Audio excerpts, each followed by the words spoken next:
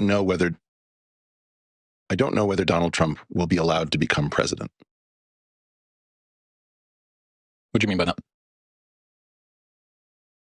I think that there's a remarkable story, and we're in a funny game, which is, are we allowed to say what that story is? Because to say it, to analyze it, to name it, is to bring it into view.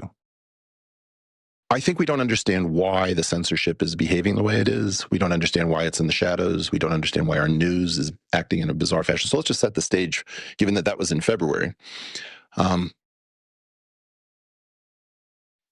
There is something that I think Mike Benz has just referred to as the rules-based international order. It's an interlocking series of agreements, tacit understandings, explicit understandings, clandestine understandings about how the most important structures keep the world free of war and keep markets open. And there has been a system in place, whether understood explicitly or behind the scenes or implicitly, that says that the purpose of the two American parties is to prune the field of populist candidates so that whatever two candidates exist in a face-off are both acceptable to that world order. So what you're trying to do from the point of view, let's take it from the point of view of, let's say, the State Department, the intelligence community, the Defense Department, and major corporations that have to do with international issues, from arms trade to, I don't know, food. They have a series of agreements that are fragile and could be overturned if a president entered the Oval Office who didn't agree with them. And the mood of the country was, why do we pay taxes into these structures? Why are we hamstrung? Why aren't we a free people? So what the two parties would do is that they would run primaries. You'd have populist candidates, and you'd pre-commit the populist candidates to support the candidates who won the primaries.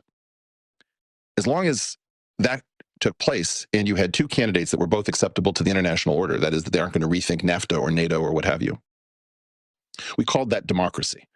And so democracy was the illusion of choice, what's called magician's choice, where the choice is not actually, pick a card, any card, but somehow the magician makes sure that the card that you pick is the one that he knows. In that situation, you have magician's choice in the primaries, and then you'd have the duopoly field, two candidates, either of which was acceptable, and you could actually afford to hold an election.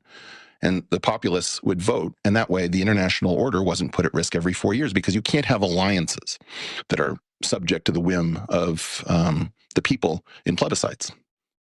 So under that structure, everything was going fine until 2016. And then the first candidate ever to not hold any position in the military nor position in government in the history of the Republic to enter the Oval Office, Donald Trump, broke through the primary structure. So then there was a full court press. Okay, we only have one candidate that's acceptable to the international order. Donald Trump will be under constant pressure that he's a loser, he's a wild man, he's an idiot, and he's under the control of the Russians. And then he was going to be a 20-1 underdog. And then he wins. And there was no precedent for this. They learned their lesson. You cannot afford to have candidates who are not acceptable to the international order and continue to have these alliances. This is an unsolved problem.